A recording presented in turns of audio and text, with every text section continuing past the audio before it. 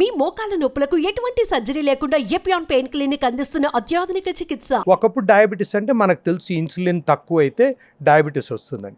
కానీ డయాబెటీస్కు కారణం ఏమనేది మనకు అంత బాగా తెలిసేది కాదు. ఎస్పెషలీ టైప్ 2, టైప్ 1, టైప్ 2 అంటాం. టైప్ 1 అంటే ఇన్సులిన్నే ప్రొడ్యూస్ కాదు. బట్ టైప్ 2 ఎందుకు వస్తూ ఉందంటే చాలామంది ఏమనుకుంటారు, ఫ్యామిలీ హిస్టరీలో జెనెటిక్స్ ఉంది అనుకుంటున్నారు. ఇప్పుడు కొత్త లేటెస్ట్ రీసెర్చ్ ఏమంటే బాడీలో ఇన్ఫ్లమేషన్ ఉన్నప్పుడు డయాబెటీస్ రావచ్చు, హార్ట్ డిసీజ్ రావచ్చు, న్యూరలాజికల్ ఎఫెక్ట్స్ అంటే ఇప్పుడు మనకు బ్రెయిన్ కూడా ఎఫెక్ట్ కావచ్చు అనమాట. ఇప్పుడు ఆల్జైమర్స్, డిమెన్షియా చాలా కామన్ అయింది. అది కూడా గట్ హెల్త్ ద్వారానే అది కూడా వచ్చే ఛాన్స్ ఉంది. కాబట్టి ఈ జీర్ణ వ్యవస్థ వల్ల మొత్తం ఓవరాల్ బాడీనే ఎఫెక్ట్ అవుతుందని ఈ మధ్య చాలా అవేర్నెస్ వచ్చిందనమాట. సో మన గట్ హెల్త్ని కాపాడుకోవాలంటే ఏం చేయాలి, ఎలా మెయింటైన్ చేసుకోవాలి? ఒకటి డయట్ చాలా ఇంపార్టెంట్. మనం తినే ఆహార వ్యవహారాలు చాలా ఇంపార్టెంట్. ఫుడ్ ఒకటి, లైఫ్ స్టైలు, మిగతా స్ట్రెస్ మేనేజ్మెంట్, ఇట్లా చాలా ఉన్నాయన్నమాట. ఫస్ట్ థింగ్ ఏమంటే ఫుడ్ మనం తినేది మోస్ట్ ఇంపార్టెంట్, మన చేతిలో ఉన్నది. ఇప్పుడు మన జెనెటిక్స్ అంటే మన పూర్వీకులు ఇచ్చిన మన జీన్స్ను మనం పెద్దగా చేంజ్ చేయలేం. దాన్ని కూడా ఎపిజెనెటిక్స్ అని అవి కూడా చేంజ్ అవ్వచ్చు, అంటే చేంజ్ చేయగలం మన లైఫ్ స్టైలు, మన గుడ్ హ్యాబిట్స్తో. ఈవెన్ మనం అంటే మా ఫ్యామిలీలో అందరికీ డయాబెటీస్ ఉంది కాబట్టి నాకు కూడా వస్తుంది, ఎట్లయినా వస్తుంది కదా, ఇంకేముందిలే చేసేది అనుకునేందుకు లేదు. ఎందుకంటే ఆ జెనెటిక్స్ను కూడా మార్చగలిగేది డయట్ అండ్ లైఫ్ స్టైల్. కాబట్టి డయట్ దగ్గరకు వచ్చేటప్పటికి మనం తినే ఫుడ్లు ఒకటి ఫైబర్ అన్నమాట. ఫైబరు చాలా ఇంపార్టెంట్. అంటే ఇప్పుడు మనం ఆకుకూరలు తినటం చాలా important. Vegetarian food, plant based diet అంటారు, చాలా ఇంపార్టెంట్. అంటే నాన్ వెజ్ తినకూడదు అని ఎవరు అన్నారు, కానీ దాంతో వచ్చే ఉపయోగాలు ఉన్నాయి. ఎందుకంటే ప్రోటీన్ అదంతా రావాలంటే ఒకసారి నాన్ వెజ్ తినే వాళ్ళకు అది ప్రోటీన్ ఉపయోగపడుతుంది. But plant based diet is the most important diet అనమాట. అంటే ఇప్పుడు ఆకుకూరలు కాకుండా తర్వాత నట్స్, సీడ్స్, ఈ మన పప్పు ఉంది, పప్పు కూడా చాలా మంచిది అనమాట. లెంటిల్స్, మాంసకృతులు ఉంటాయి అంటారు కదా పప్పు. ఉంటాయి, ఎందుకంటే మనకు ప్రోటీన్ ఉంటుంది. వెజిటేరియన్స్కు ప్రోటీన్ సోర్స్ చాలా తక్కువ వాటిల్లో ఉంటుంది. ఇప్పుడు రైస్లో చాలా తక్కువ ఉంటుంది, పప్పులో కొంచెం ఎక్కువ ఉంటుంది. ఇంకా ఎక్కువ కావాలంటే కొంచెం కష్టం, ఎందుకంటే వెజిటేరియన్గా ప్రోటీన్ రావడం కొంచెం కష్టం, ఎగ్, చికెన్ ఇట్లాంటివి లేకపోతే. బట్ ఇట్లా పప్పు తినడం వల్ల దానివల్ల వచ్చే ప్రోటీన్, మాంసకృతులు వస్తాయన్నమాట. అది డయట్ ఒకటి. తర్వాత ఏవి అవాయిడ్ చేయాలనేది ఇంకా ఇంపార్టెంట్ అనమాట. దాన్ని ప్రాసెస్డ్ ఫుడ్స్ అంటాం. అంటే మనం ఏదైనా ప్యాకెట్ ఓపెన్ చేసి తిన్నామంటే అది ప్రాసెస్డ్ ఫుడ్స్. ఆ ప్యాకెట్లో ఫుడ్ ఉందంటేనే దాన్ని నిల్వ చేయడానికి ఎన్నో ప్రిజర్వేటివ్స్ వాడతాం. ఆ ప్రిజర్వేటివ్స్ వల్ల గట్ హెల్త్ చాలా పాడవుతుంది అనమాట. ఇప్పుడు మన గట్ బ్యాక్టీరియా ఉంటుంది, మెయిన్గా మైక్రోబయోమ్ అంటాం దాన్ని. మైక్రోబయోమ్ అంటే మన బాడీలో 100 మిలియన్ బ్యాక్టీరియా, వైరసెస్, ఫంజై ఇవన్నీ ఉంటాయన్నమాట. అవన్నీ అంటే మనం అనుకుంటాము మన బాడీలో మన ఒక్క ప్రాణమే ఉందనుకుంటాం, కానీ 100 మిలియన్ ప్రాణాలు ఉన్నాయి మన బాడీలో. మనకు తెలియదు అది. అదంతా బరువు వేస్తే అన్ని మైక్రోస్కాపికే, కానీ బరువు వేస్తే ఆల్మోస్ట్ ఒక 2 కేజీల మటుకు ఉంటుందన్నమాట. జస్ట్ మన బ్యాక్టీరియానే 2 కేజీలు ఉంటుంది. అంటే మన బ్రెయిన్ ఎంత బరువు ఉంటుందో మన గట్ బ్యాక్టీరియా అంత ఉంటుందన్నమాట. వైరస్ అన్నీ కలిపి అంత ఉంటుంది. కాబట్టి ఇట్ అఫెక్ట్స్ సో మెనీ, అంటే చాలా వాటిని అఫెక్ట్ చేస్తుంది అనమాట. ఇప్పుడు ఆ బ్యాక్టీరియా మనం తినే అల్ట్రా ప్రాసెస్డ్ ఫుడ్స్ వల్ల చాలా గుడ్ బ్యాక్టీరియా డ్యామేజ్ అయిపోయి ఆ ఇంబ్యాలెన్స్ వస్తుందన్నమాట. బ్యాడ్ బ్యాక్టీరియా ఎక్కువ అయిపోయి గుడ్ బ్యాక్టీరియా తగ్గిపోయింది అనుకోండి, దాంతో ఇన్ఫ్లమేషన్ వస్తుంది అనమాట. ఇన్ఫ్లమేషన్ వచ్చినప్పుడు దాంతో ఇట్లాంటివి అన్నీ మనకు అన్ని రోగాలు, డయాబెటీస్ ఇవన్నీ మాట్లాడుకున్నాం కదా, అవన్నీ వచ్చే ఛాన్స్ ఉంది. సో ఒకటి మనము ప్లాంట్ బేస్డ్ డయట్, ఫైబర్ ఎక్కువ ఉన్న ఫుడ్స్ తినాలని ఒకటి మాట్లాడుకున్నాము. రెండోది అల్ట్రా ప్రాసెస్డ్ ఫుడ్స్.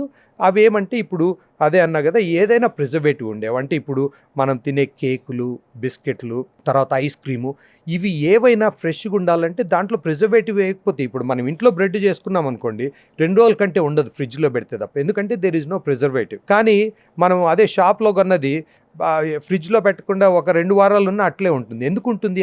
ఆ ఫ్రెష్నెస్ కోసం దాంట్లో చాలా యాడిటివ్స్, ఇది వెజిటబుల్ ఆయిల్స్, లెస్ తినని ఇట్లాంటివి చాలా యాడ్ చేస్తారనమాట. అవి చేయడం వల్ల అది చాలా డ్యామేజ్ చేస్తుందన్నమాట.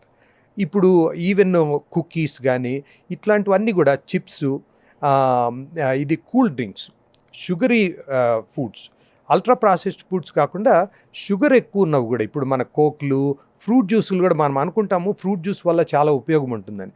దాంతో ఉండే నష్టాలు ఎక్కువ ఉన్నాయి ఉపయోగాల కంటే. ఎందుకంటే మనం షుగరు అంతా స్క్వీజ్ చేసి మనం జ్యూస్ చేసుకుంటే, మనం ఆరెంజ్ జ్యూస్ ఏదో హెల్త్కి మంచిదని తాగుతాము. కానీ ఆరెంజ్లో ఉండే మనం 4-5 ఆరెంజ్లు పిండితే కానీ అంత జ్యూస్ రాదు. దాంట్లో ఉన్న షుగర్ అంతా వస్తుంది. దాంట్లో ఉండే బెనిఫిట్ ఫైబర్లో ఉంటుంది. ఆ ఫైబర్ మనం పడేస్తాం. అదే మనం ఆరెంజ్ తిన్నామనుకోండి, ఫైబర్ అంతా ఉంటుంది. ఆ ఫైబర్ మన గట్ హెల్త్కి ఉపయోగపడుతుంది. మనం ఏం చేస్తున్నాము, మనం ఒక్కటి జ్యూస్ తాగుతాము కాబట్టి దాంట్లో ఉండే బ్యాడ్ని మాత్రం తాగుతున్నాం కానీ గుడ్డుని పడేస్తున్నాము. ఇట్లా ఈ షుగరీ డ్రింక్స్ వల్ల, తర్వాత స్మోకింగ్ వల్ల కూడా గట్ హెల్త్ అఫెక్ట్ అవుతుంది. ఆల్కహాల్ ఒకటి, దాంతో కూడా గట్ హెల్త్ అఫెక్ట్ అవుతుంది. స్ట్రెస్ ఇంకొకటి చాలా చాలా ఇంపార్టెంట్ అనమాట. మనము దాన్ని మాత్రం ఇగ్నోర్ చేస్తామన్నమాట. అంటే మనం అంత బాగా చేస్తున్నాము, ఎక్సర్సైజ్ చేస్తున్నాము, ఇది చేస్తున్నాము, బాగా తింటున్నాము, ఎందుకు మనకు బాగాలేదు అంటే స్ట్రెస్ను మేనేజ్ చేయకపోతే మిగతా అంతా బాగున్నా కానీ ఉంటుందన్నమాట.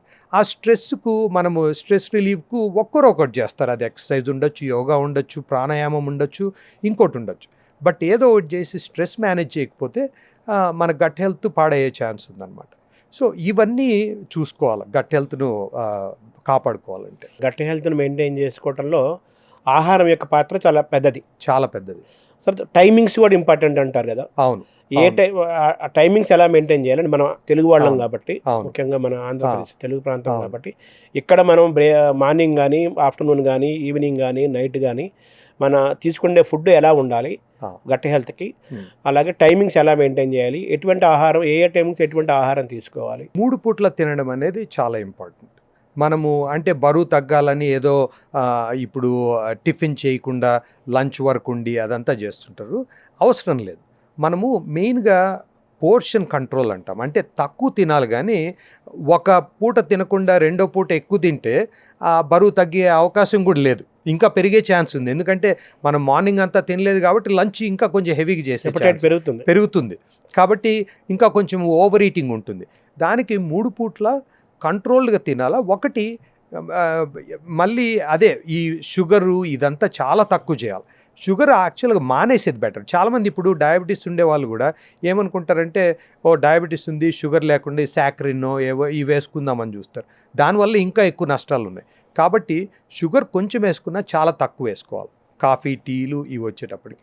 ఇప్పుడు టిఫిన్కి వచ్చేటప్పటికి మనం తినే ఇడ్లీ, దోశ ఇవి బెస్ట్ అనమాట. యాక్చువల్లీ ఇప్పుడు వరల్డ్లో చూసే ఏ బ్రేక్ఫాస్ట్ తీసుకున్నా Indian breakfast idli, dosa best. ఎందుకంటే అది మనం పులుస్తుంది కాబట్టి ప్రోబయాటిక్స్ ఉంటాయన్నమాట. అది మంచి బెస్ట్ ప్రోబయాటిక్ ఫుడ్స్ మన ఇండియాలో వరల్డ్లో ఎక్కడ తీసుకున్నా. ఇప్పుడు కిమ్చి అని ఉంటుంది, ఇది ఫర్మెంటెడ్ క్యాబేజ్ అనమాట. కంబూచా టీ అని ఉంటుంది. అవన్నీ ఫర్మెంటేషను, దాంతో ప్రోబయాటిక్స్ గుడ్ బ్యాక్టీరియాని ఇస్తుంది అనమాట గట్టుకు. సో అవన్నీ మంచివి.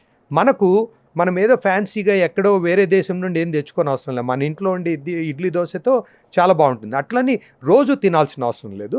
బట్ అవి హెల్తీగా ఉంటుంది. అది కూడా ఏదైనా మోడరేషన్ అనమాట. ఏది ఎక్కువ తినకూడదు. ఇప్పుడు ఇడ్లీ తింటే బరువు పెరుగుతారు అట్లేం లేదు. అంతా కొంచెం క్యాలరీస్ను కంట్రోల్ చేసుకోవాలన్నమాట. అది కంట్రోల్ చేసుకుని తింటే మన బ్రేక్ఫాస్ట్ బెస్ట్. ఇడ్లీ దోశ అనేది బెస్ట్ బ్రేక్ఫాస్ట్. ఇంకోటి మనకు పల్లెల్లో పూర్వకాలంలో ఈ గంజి, మనం అన్నము ఇది నీళ్లు వేసి పల్లెల్లో చాలామంది మన ఇప్పుడు గంజి తాగేవాళ్ళు. అది చాలా చాలా హెల్తీ. చాలామందికి తెలియదు. మనం అనుకుంటాము ఇప్పుడు గంజి తాగేది ఏందని. బట్ అది కూడా ఫర్మెంటేషన్ వల్ల ప్రోబయాటిక్ చాలా బాగా వస్తుంది, చాలా హెల్తీ కూడా. దానివల్ల రైసు మనం మామూలుగా ఫ్రెష్గా చేసుకొని తినడానికి, అది పాతబడిన తర్వాత తినడానికి చాలా తేడా. సద్దన్నం అంటారు కదా, సద్దన్నంతో ఇంకా ఎక్కువ బెనిఫిట్స్ ఉన్నాయి. దాంతో లో గ్లైసిమిక్ ఇండెక్స్ అంటాం. ఇప్పుడు మనం షుగర్ ఉన్నా లేకపోయినా, బరువు పెరిగే వాళ్ళైనా కానీ బరువు తగ్గాలన్నా సద్దన్నము ఇంకా బెస్ట్. ఎందుకంటే సద్దన్నం అయ్యేటప్పటికి ఫ్రెష్గా ఉన్నప్పుడు గ్లైసిమిక్ ఇండెక్స్ అనేది ఎక్కువ ఉంటుంది. అంటే తింటానే బ్లడ్ షుగర్ టక్కన పైకి వెళ్ళిపోతుంది అనమాట. అదే కొంచెం సద్దన్నం అయినప్పటికీ అది కొంచెం స్టార్చ్గా ఫామ్ అవుతుంది. అందుకు ఎక్కువ చాలా స్లోగా అబ్జర్వ్ అవుతుంది అనమాట స్టమక్లో. దానివల్ల ఏమవుతుంది, బ్లడ్ షుగర్ అంత షూటప్ కాదు. దాంతో మనకు బరువు పెరిగే ఛాన్స్ తక్కువ ఉంటుంది, డయాబెటీస్ కంట్రోల్ అయ్యే ఛాన్స్ ఉంటుంది. సద్దన్నం బెస్ట్. అంటే మీరు అన్నట్టుగా వరల్డ్లోనే ది బెస్ట్ బ్రేక్ఫాస్ట్ మన Telugu south Indian breakfast is the best. Dosa idli. Dosa idli breakfast కంటే కూడా సద్దన్నం ఇంకా మోర్ హెల్తీయా? ఇంకా హెల్తీ. అవును. అంటే రాత్రిపూట నిలవన్న అన్నాన్ని పొద్దున నీళ్లు పోసుకొని మజ్జిగ ఏదో పచ్చడి కలుపుకొని తింటాము, ఉల్లిపాయ నంచుకోవడం, పచ్చిమిరపకాయ నంచుకోవడం అనేది మన పల్లెల్లో ఉండేది. అది ఎందుకు బెస్ట్ అంటే అదే నేను చెప్పినట్లు లో గ్లైసిమిక్ ఇండెక్స్. ఆల్రెడీ సద్దన్నం కాబట్టి లో గ్లైసిమిక్. అదే ఇప్పుడు మనం దోశ ఇడ్లీ చేసుకున్నాం అనుకోండి, వేడిగానే తింటాం. సో అందుకు దాంతో కూడా బ్లడ్ షుగర్ ఎక్కువ అవుతుంది. అందుకే ఇడ్లీ తినడం తప్పు కాదు, డయాబెటీస్ ఉన్నా బరువు తగ్గాలన్నా ఇడ్లీ తినడం తప్పుది కాదు, కానీ తక్కువ తినాలి అంతే. ప్రతి ఒక్కటి కంట్రోల్ చేసుకుని తినాలి. అంటే క్వాంటిటీ ఏమన్నా సజెస్టబుల్ క్వాంటిటీ ఉంటుందా? అంటే వాళ్ళ బరువుని బట్టి, వాళ్ళ యాక్టివిటీని బట్టి. ఇప్పుడు కొంతమంది ఎక్కువ ఎక్సర్సైజ్ చేసే జాబ్ ఉందనుకోండి, ఎక్కువ నడుస్తున్నారు వర్క్లో, అట్లాంటి వాళ్ళు కొంచెం ఎక్కువ తినాలి. అంటే మన క్యాలరీక్ రిక్వైర్మెంట్ అని ఉంటుంది, అది క్యాల్కులేట్ చేసుకోవచ్చు, దాన్ని బట్టి తినాలా. మామూలుగా అయితే ఇప్పుడు 2 లేదా 3 ఇడ్లీలు పొద్దున, 2 దోశలు, జనరల్గా 2-3 ఇడ్లీలు 2 దోశ తినొచ్చా? 2 కలిపి కాదు, ఒక 3 ఇడ్లీలు కానీ 2 దోశలు కానీ అట్లా, 2 ఇడ్లీలు కానీ 1 దోశ కానీ, అంతే. అది కానీ అది కరెక్ట్గా అందరికీ ఒకటే వర్తించదు. ఎందుకంటే మన యాక్టివిటీ లెవెల్, మన బాడీ సైజు, ఏమైనా మందులు ఏమైనా తీసుకుంటున్నామా, డయాబెటీస్ ఉందా, ఇవన్నీ దానివల్ల తేడా వస్తుంది. బట్ జనరల్గా అది